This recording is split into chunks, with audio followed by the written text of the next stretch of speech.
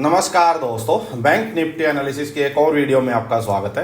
आज bank Nifty पे एक ट्रेड लिया और एक नॉर्मल सा ट्रेड था, मैं अभी आपको दिखाऊंगा और कल के लिए क्या कर सकते हैं वो चीज़ डिस्कस करेंगे। उससे पहले एक बार आप डेली टाइम फ्रेम पे देखो, डेली टाइम फ्रेम पे आप ये देखो कि बैंक निफ्टी में हो क्या रहा है।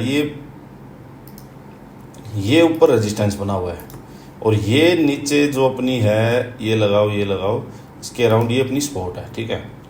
अब बैंक निफ्टी इसके बीच में है, एक दिन किसी दिन ग्रीन साइड होता है, एक दिन रेड साइड बैंक निफ्टी जाता है। तो यहाँ पे जब तक है ना, जब तक अपने को क्लियर कट कोई डायरेक्शन मिलेगी नहीं, तो एक चीज़ मैं बाद में भूल जाता, इस वजह से आपको पहले बता रहा हूँ कि भाई यहाँ जब तक है तब तक एक काम करना कि कोई भी पोजिशनल ट्रेड लेके मत जाओ।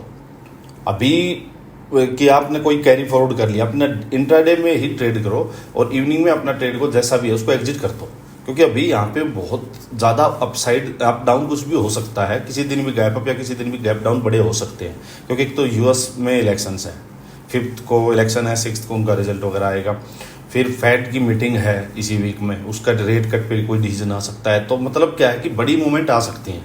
तो इस वजह से जब तक इसके ऊपर ना निकले, इसके नीचे ना निकले और इसके अंदर है, और जब तक ये वीक जो चल रहा है इसमें बड़े बड़े इवेंट्स हैं, तो ये सब पूरे ना होले तब तक अपना कोई बड़ी पोजीशंस को आप एक तो नेकेड मत छोड़ो। कोई कैरी फॉरवर्ड लेके जा रहा है तो उसको हैज जरूर करके जाओ। मैं तो कहता हूँ कैरी लेके ही मत जाओ, इंट्राडे अपना इवनिंग में काट के जाओ। चलो अब डिस्कस करते हैं एक बार आज का ट्रेड। देखो क्या क्या है। देखो आज क्या होता है भाई, बैंक निफ्टी थोड़ा सा गैप अप हुआ, गैप अप होते ही यहाँ से एकदम से सेलिंग आई, यहाँ से सेलिंग आई तो बैंक निफ्टी में इसके बाद नेक्स्ट जो सपोर्ट थी वो यही थी पूरी, ठीक है। अब देखो अपने को डायरेक्शन मिल चुकी थी जब यहाँ से आई, तो कि भाई अभी मार्केट जो है इंट्राडे के लिए जब इतना बड़ा फॉल आ चुका है तो भाई इंट्राडे के लिए मार्केट वीक हो चुकी है, ठीक है। अब अपने को कोई भी अपॉर्चुनिटी अगर सेलिंग की मिलेगी तो हम सेलिंग करेंगे। नीचे से सपोर्ट के आसपास रेंज बन के ब्रेकआउट होगा तो ही अपसाइड का ट्रेड लेंगे, क्लियर था। अब देखो यहाँ कोई अपने को कोई ट्रेड मिला नहीं, सीधा एकदम से बहुत बड़ा फॉल आ गया यहाँ सपोर्ट के पास। अब यहाँ पे क्या था कि भाई यहाँ पे रेंज बन के और रेंज बन के फर्दर ब्रेक डाउन होता है या फिर अपसाइड जाता है, ये उसी टाइप का अपने को ट्रेड लेना था, सिंपल, ठीक है। हुआ क्या, देखो यहाँ पे अच्छा खासा कंसोलिडेशन हुआ और उस कंसोलिडेशन का नीचे ब्रेक डाउन हुआ। अब मैं आपको दिखाता हूँ, देखो क्लैरिटी 5 मिनट में ना यहाँ पे चिक चिक बहुत हो रही थी, बहुत ज़्यादा चिक थी। तो थोड़ा सा डाउट आ जाता है कि कहाँ एंट्री लें, कहाँ ट्रेड लें, कहाँ स्टॉप लॉस लगाएं। तो बड़ा टाइम फ्रेम कैसे आपको हेल्प करता है वो देखो। अब आप देखो यहाँ पे बिल्कुल क्लियर कट 1 2 3 4 5 6, मतलब यहाँ पे ये रुकी रही। ये देखो आप 1 2 3 4 5 कैंडल इसके ऊपर ये रुकी रही और ये स्पॉट थी अपनी। इस स्पॉट के पास 5 कैंडल रुकी, उसके बाद ये क्लियर कट एक ब्रेक डाउन हुआ। देखो 15 मिनट में ब्रेक डाउन हुआ और यहाँ देखो बढ़िया एंट्री मिली। ये 5 मिनट में भी एंट्री थी, यहाँ एंट्री मिली अपने को। ये स्टॉप लॉस था क्लियर भाई। पूरा फॉल आया, एक पॉज लिया स्पॉट के पास, होल्ड किया, रेंज बनी, ब्रेक डाउन हुआ, यहाँ एंट्री मिली, फिर मार्केट नीचे। यही अपना टारगेट था भाई, जहाँ ये इसी कैंडल में आया मैंने इसी में एग्जिट कर दिया, क्योंकि बाई क्या था भाई मैं आपको चीज़ बता देता हूँ। देखो टारगेट क्या थे अपने, टारगेट जो नियर बाई ये थी और ये थी, इसी के आसपास के अपने टारगेट लगाओ। देखो ये लो लगाओ या फिर ये जो यहाँ पे 3 4 ये रुकी हुई है, अल्टीमेट यही अपना टारगेट था इसी रेंज में। तो जब बाई अगर सेलिंग की होती तो कोई दिक्कत नहीं थी, जल्दबाजी में काटने की जल्दी नहीं थी। बट बाइंग में क्या होता है कि अगर 1 2 कैंडल भी इस टाइप की स्पाइक आ गई ना तो बहुत आपका प्रॉफिट जो है वो इरोड हो जाएगा। तो मैंने इसी कैंडल में जब इसने नीचे लो टच किया इसके आसपास टारगेट के, तो वहीं एग्जिट कर दिया। अच्छा खासा 100 पॉइंट का एक अपने को पूरा अपना टारगेट मिल गया। उसके बाद पूरा दिन यहीं घूमता रहा। अब यहाँ घूम के क्लियर कट कोई ब्रेकडाउन मिले तो ठीक है। देखो ये ऐसे चलता रहा, धीरे धीरे ऐसे ऊपर जा रहा था, ऐसे इसकी हरकत तो थी नीचे गिरने की वापस से, ऐसे टेढ़ा जाके ऐसे और ऐसे करके एकदम से बढ़िया फॉल आता है। यहाँ से फॉल नहीं आया, बढ़िया बात है, इसने स्ट्रेंथ दिखाई। बट इसको लास्ट 15 मिनट की कैंडल का हाई निकालना ही बैंक निफ्टी के लिए मुश्किल है। देखो यहाँ तक इसका ये निकला ही नहीं, सिंपल सी बात है। तो ये आज का ट्रेड था, क्लीन, बिल्कुल क्लियर ट्रेड और प्रॉपर अपना जो डायरेक्शन थी, जो दिन का डे का ट्रेंड था, उसी के साइड का अपने को ट्रेड मिला। अब चलो भाई करते हैं, चलो कल की बात। देखो कल की बात के लिए एक बार पहले हम डेली टाइम फ्रेम देखेंगे।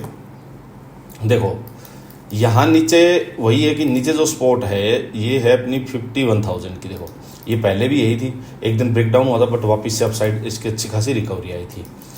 अब इसको मैं हटा देता हूँ एक बार, इसको भी मैं हटा देता हूँ। अब देखो भाई ये नीचे है अच्छी खासी 51,000 की स्पॉट। अब अगर बैंक निफ्टी मान लो यहीं ऊपर होता है तो एकदम से नीचे के लिए बेरिश नहीं हो सकती। 51,000 के पास रुक के ब्रेक डाउन होगा तो फिर फर्दर नीचे अच्छी सेलिंग आएगी। अदरवाइज यहाँ से रिकवरी आए तो क्या है कि देखो यहाँ नीचे अगर कंसोलिडेशन हो, रेंज बन के अपसाइड ब्रेक होगा, डाउन साइड ब्रेक होगा, वैसे ही ट्रेड लेंगे। लेकिन डाउन साइड हो गया तो फिर बड़ी एकदम से फास्ट एग्रेसिव सेलिंग आएगी। अपसाइड में जैसे जैसे यहाँ से एकदम से जाएगा ना तो बायर्स को थोड़ा जोर लगेगा, अपसाइड में सेल्स रोकने की ट्राई करेंगे। तो यहाँ से कोई अपसाइड का ट्रेड लिए हुए को हम एग्जिट करेंगे जल्दी।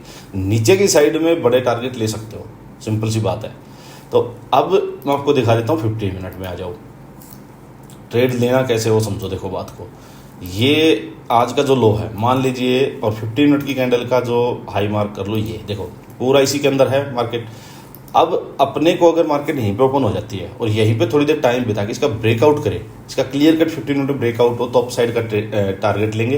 पहला होगा 51,500 के अराउंड का यहाँ का, ठीक है। फिर अप साइड जाए, देखो ये हाई अल्टीमेट जो डे हाई है, ये अपना अल्टीमेट रेजिस्टेंस है, ये निकालना बायर्स के लिए बड़ा टफ होगा और इसके बाद ही अच्छा खासा ऊपर का मूव मिलेगा अपने को।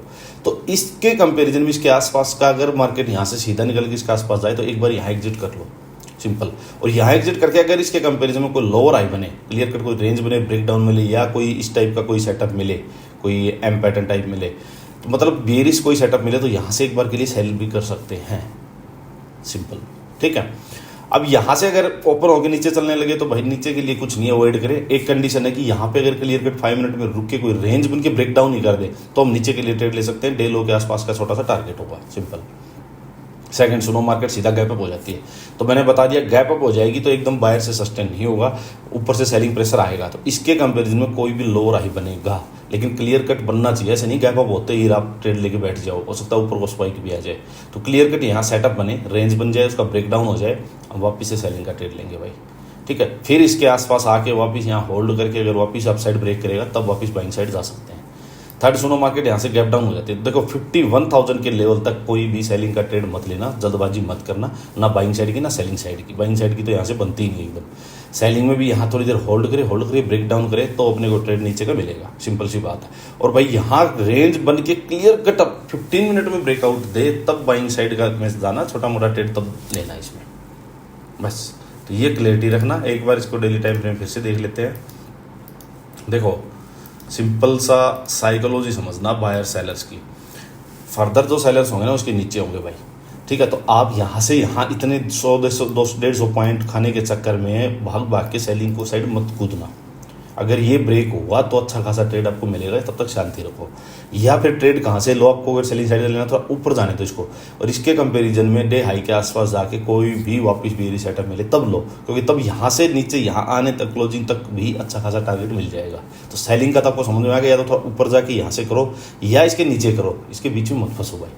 बाइंग का क्या करो, बाइंग में क्लियर कट है भाई, जितना ऊपर जाएगा बाइंग की अपॉर्चुनिटी कम होती जाएगी, बायर्स की पावर कम होती जाएगी। यहाँ नीचे से बेस बन के क्लियर कट कोई रेंज बन के अब साइड ब्रेक हो तब बाइंग साइड जाना। और इसका हाई निकल गया इस कैंडल का, उसके आसपास थोड़ी देर रुक के इसका ब्रेकआउट हुआ, फिर बड़े टारगेट आएंगे, फिर ये टारगेट अपने ओपन हो जाएंगे। बस चलो आज के लिए इतना ही, थैंक यू।